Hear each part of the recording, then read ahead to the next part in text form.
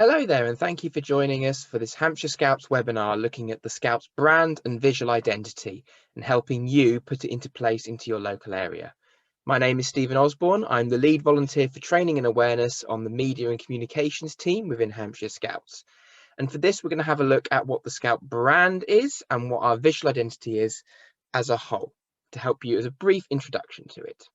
Now, we're going to start off first with the brand. And for this is very much the kind of feeling that you get when you see something, which may not be very helpful to go, but this is hopefully will clear it up for you.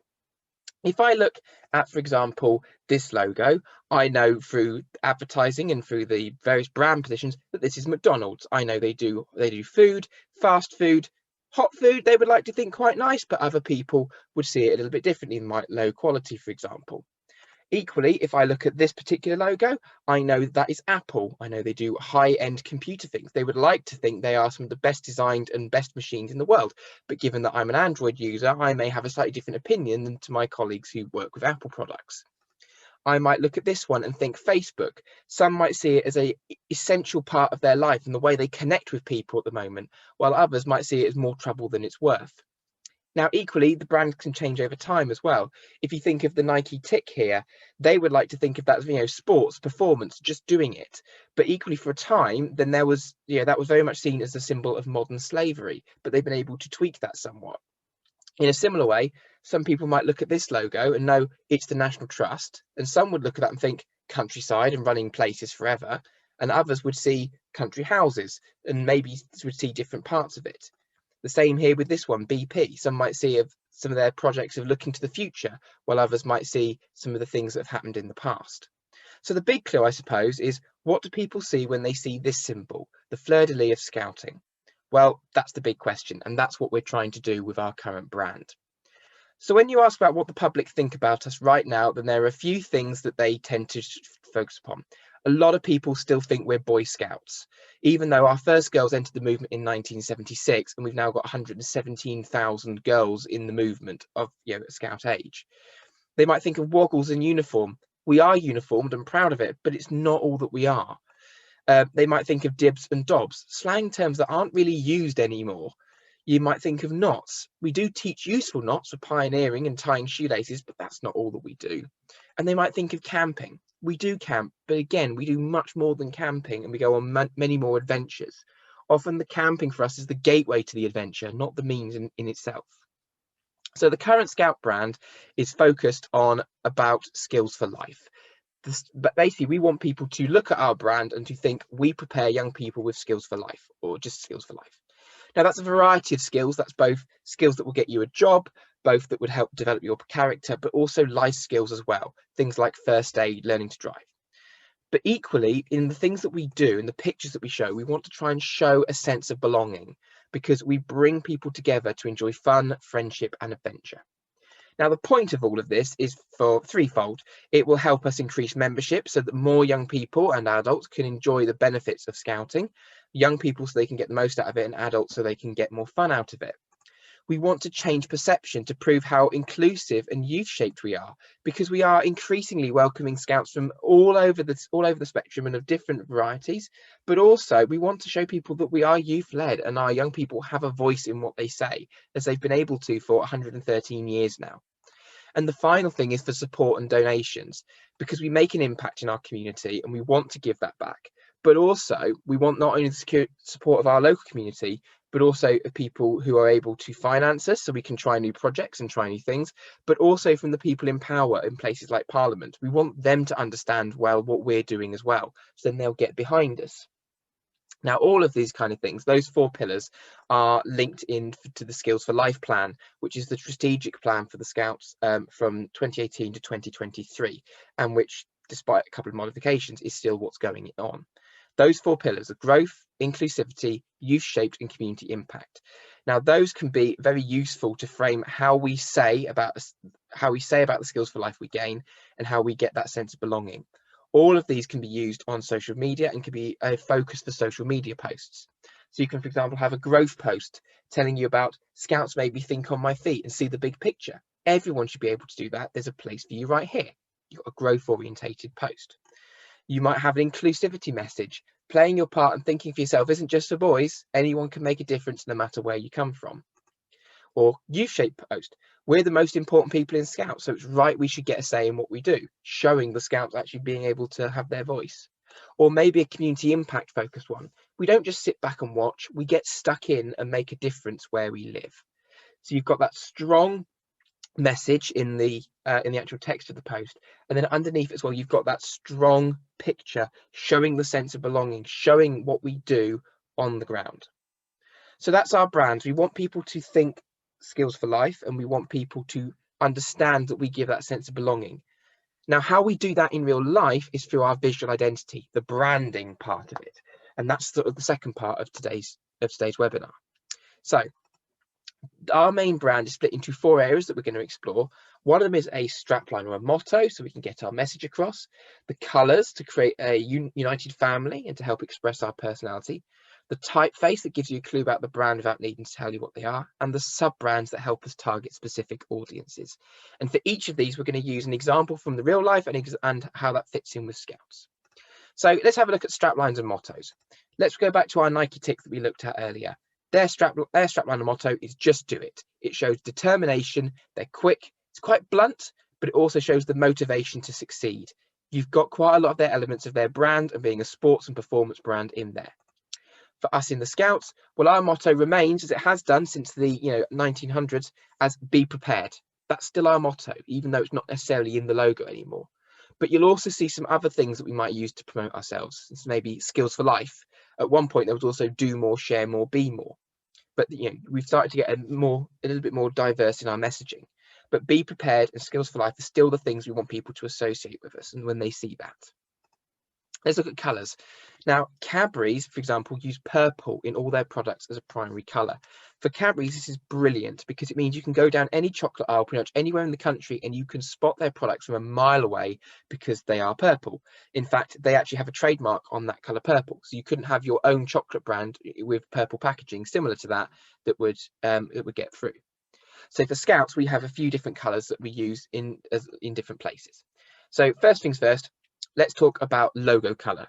That we would use in our local buildings in Hampshire, that colour as a logo on a purple background because it's the default colour. But you'd also see the logo in blue in Scotland, in red in Wales, or in green in Northern Ireland. There's also a selection of colours that we might use across our publications, no matter what we're using. They're bright, they're bold, and they match the confidence of how we talk and how we're trying to portray ourselves at the moment. Purple is, of course, our main colour.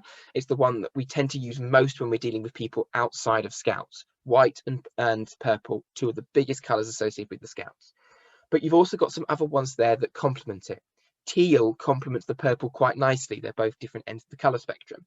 But equally, you've got the red and the pink, both pair up quite nicely.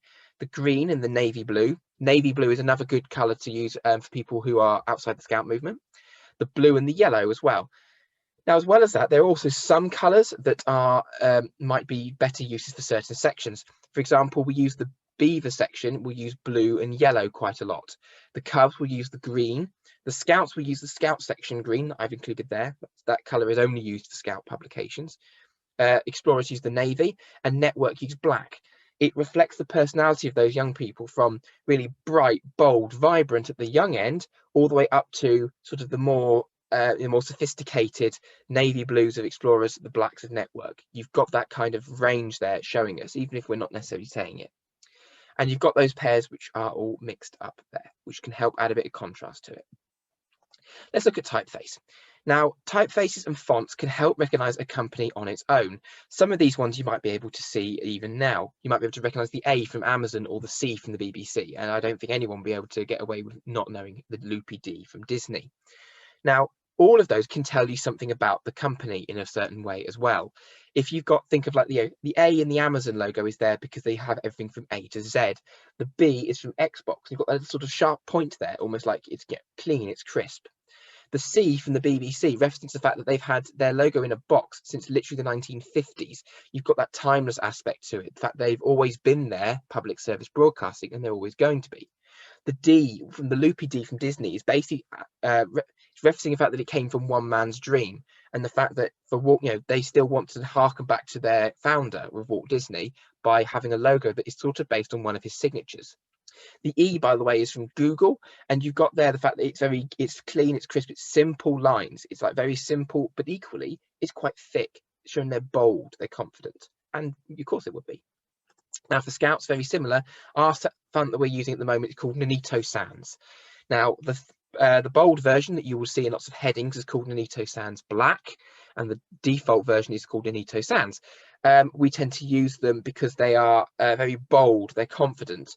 They're also not used everywhere, so if you see something with that, it's quite likely to be a Scout publication. They're also, comparing to our old font that we used to use, they're also free and distinctive. You can download them from the internet through Google Fonts or through other things as well.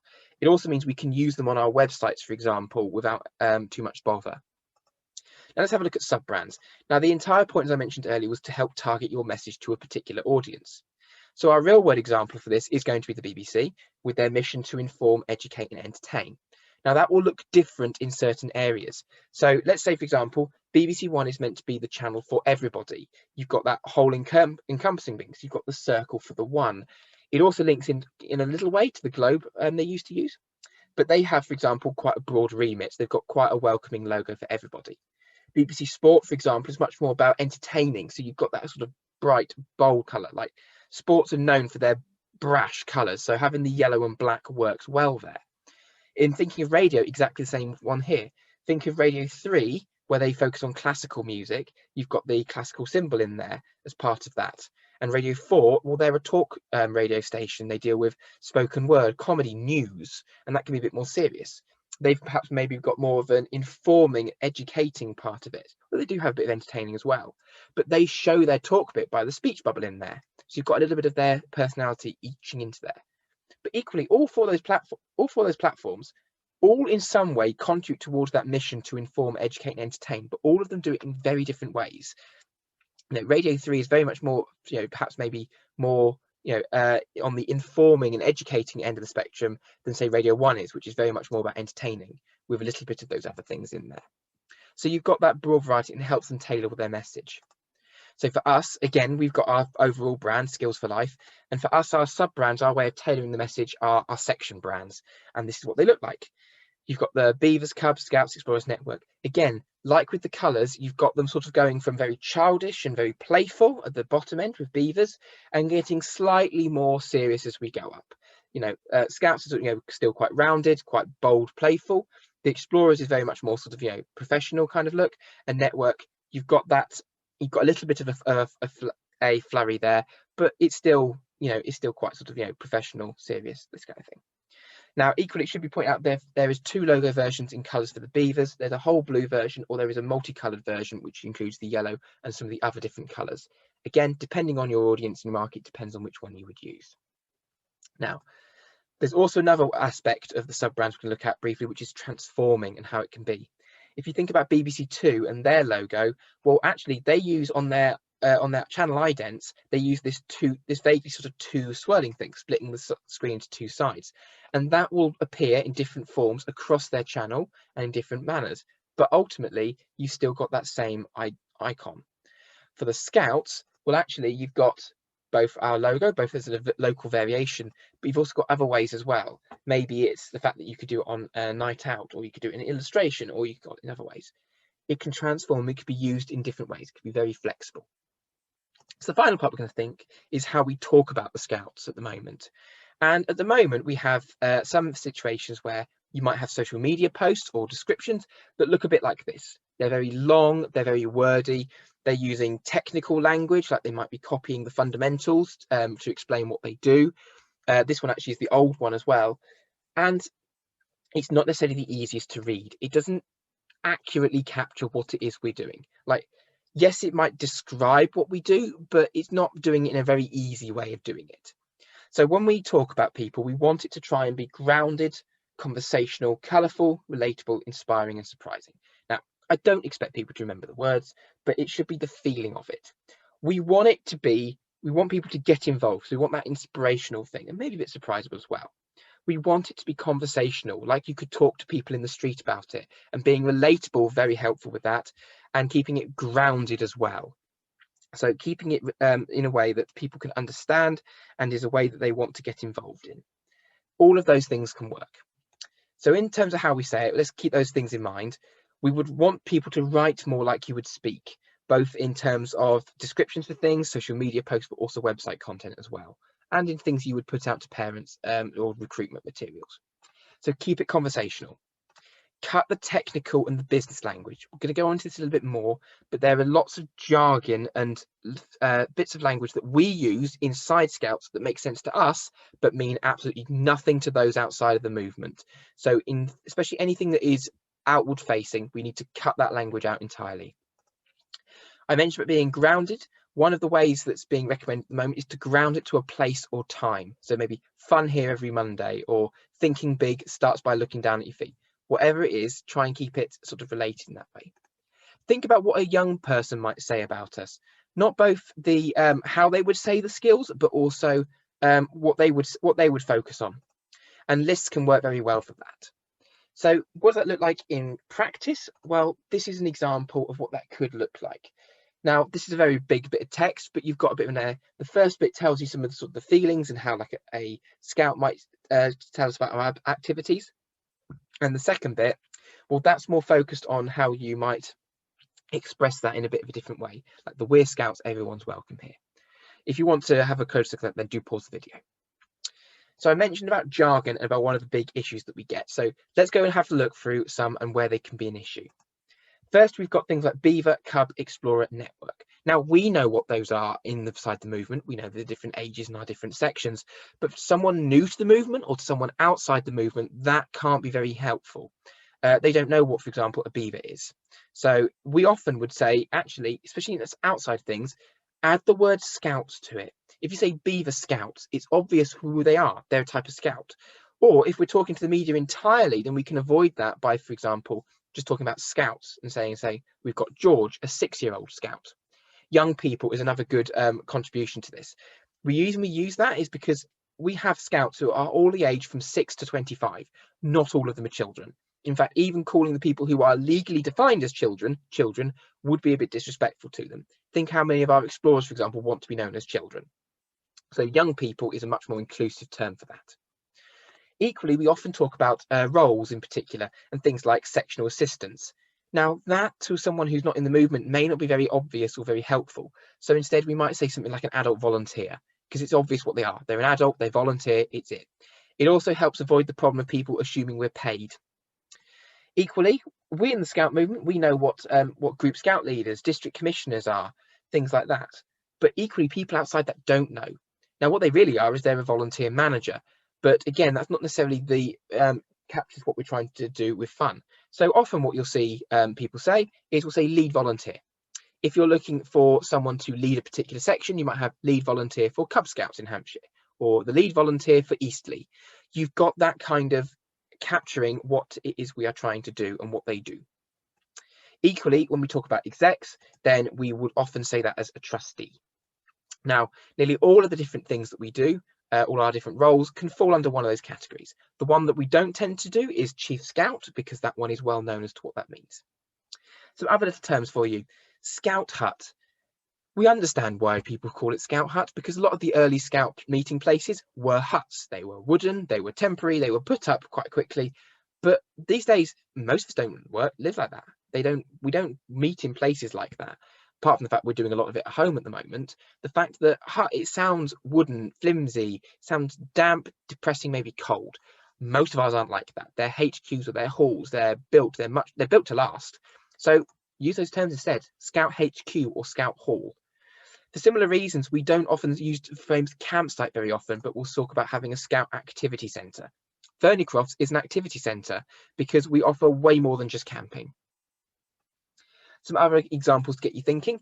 If you have, for example, St. George's Day Parade, people focus on the parade part. They think it's the walking part that's the important bit. Whereas actually, for a lot of us, it's the chance to come together, to look back at the year and to reflect on where we're going. So having something like St. George's Day celebration might be more impactful. Another thing is some districts, for example, might abbreviate some parts of their word. If I'm from the 5th NFN Scouts, people might not know that actually that's the 5th New Forest North Scouts. So putting the full title there could be helpful, but also actually putting the name of the place where you serve. So, Testwood Scouts, for example, in the case of the 5th New Forest. Now, another example of abbreviations that can be unhelpful is when we refer to the Scout Active Support as the SAS. People know what the SAS are, and it's not the Scouts. So having Scout Active Support can help with this. The final ones we're going to have a look at is some which can be outdated a little bit. And so we've got things like warrant. We don't have warrants anymore. We haven't for a long time. Those are appointments instead. We don't have jobs because we're not paid, so we have roles instead. And home contacts as a system is something that was replaced in 2010 by InTouch. You can still use people at home for your InTouch system, but if you're talking to someone who's a new volunteer, and you're telling them about the home contact system they need to use, that might confuse them because they know InTouch from their training, but they may not know home contact, and then you're making them think that there's two systems when in fact there's only one. Some things to think about there. Now, we've mentioned about writing skills for life, and we want them to be grounded and conversational in a way. So we can turn these very complicated technical words into something that makes it more relatable and grounded. So we can say about Scouts being independent as doing their own thing. We can say about someone who's showing resilience as trying again. Dedication might be sticking at it. Curiosity might be asking the big questions. How about being adaptable with a plan B and a C up your sleeve, or thinking on your feet? These are some of the things we can focus on. Some other skills that might be useful. Empathy could be said as stepping into their shoes. Very useful when we'll be talking about refugee crises in previous years. Motivation, we'll be giving it a go. Patience, we're here as long as it takes. Initiative, thinking for yourself. Teamwork, mucking in or playing your part. All of those kind of things there. So if we take all of what we've learned into consideration, we can take that very long, very wordy Facebook description, and we can change it with something like that. Teeth gritting, keep on going, summit reaching, belly laughing, Wednesday nights, every week in term time at St Thomas's Church in Brockwell. Come and give it a go. We've kept it short, we kept it snappy, and we've captured much better what it is we're doing at the moment and the sense of fun it is.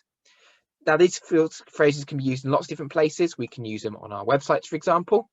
This example, speaking up, start sitting down on Wednesday afternoon. We could use them in print, in publications. We could use them in posters. Now, of course, one thing to mention from all of this is that the reason that we're showing you all of this and trying to engage people with this is not because we're the brand police. We're not here to try and enforce that switching over. The reason that we're focusing this and we keep going on about this because we think it's really important. We want people to make the most out of it and to make it easy for themselves to recruit and to grow. Something like that, using the old brand and the old tone of voice and the old fonts and visual identity, is perfectly workable. We know that. Just focus on saying, join the adventure today, become part of a growing movement.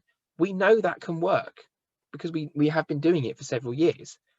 But one thing that we do know is that from research, having a skills for life message and having something that focuses on more of the modern approach and the thing we're doing now, that's been proven through market research as more effective. Keeping it relatable focuses on more effective. We know parents are more likely to get their kids involved or think it's more worth it if we focus on the skills for life that they can earn rather than the adventure. We know they will still be getting adventure, but it's not the thing we're focusing on. And having something that's a big, bright, bold picture that focuses more on what we're like as a movement can also work wonders. So the recap from this quick video, we say about skills for life, that's our brand. And we want to show a sense of belonging in what we're doing and saying. Now, we do all of this to grow, to change perception, to get support and to donations. When we're talking to people, we want to use simple conversational language, and lists can be very useful at that. We might have a header or a phrase that grounds it to a place and time. And we want to keep it all surprising and linked to a good image. If your image is pants, then the text is almost pointless. Now, to help with that, there are plenty of resources to keep you going. You can go to the Hampshire Scout Brand Centre at brand.hampshirescouts.org.uk. It's also linked from the New Hampshire website, and that will contain some simple downloads, a colour chart, and a format for your signatures for emails. You can find much more, however, at scoutsbrand.org.uk, including poster and leaflet templates, customised local logos, badges, name badges, for example, as well as on-brand pictures, images and video that you can use in your local recruitment or on your website or in other materials. It's also a place you can download Anito Sans, and it's being constantly updated. There's often, for example, videos from ambassadors to help use with your online meetings or AGMs. So there's plenty to go with. Now, if you have any questions or you want to learn more, then you can contact us at any point at communications@hampshirescouts.org.uk. Thank you very much for listening.